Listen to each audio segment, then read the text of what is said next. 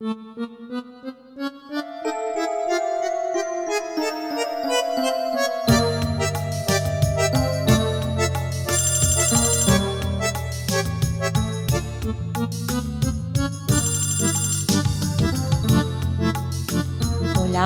¿quién habla?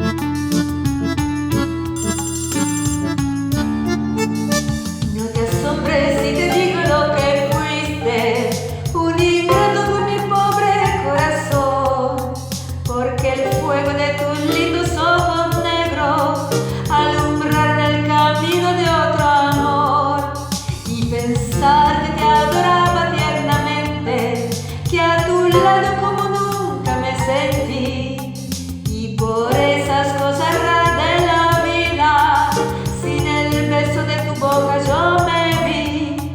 Amor de mis amores, alma mía, que me hiciste, que no puedo conformarme sin poderte contemplar, ya que pagaste mal mi cariño tan sincero, lo que conseguirá que no te nombre nunca más. Amor de mis amores, si dejaste de quererme, no hay cuidado que la gente de eso no se enterará, que gano con decir que un hombre cambió mi suerte, se burlarán de mí, que nadie sepa mi sufrir.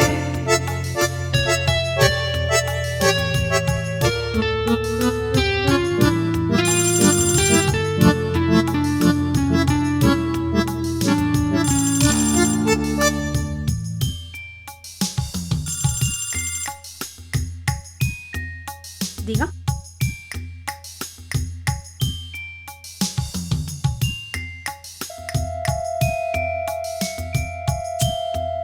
Amor de mis amores, alma mía, que me hiciste, que no puedo conformarme sin poderte contemplar, ya que pagaste mal mi cariño tan sincero, lo que conseguirá que no te nombre nunca más.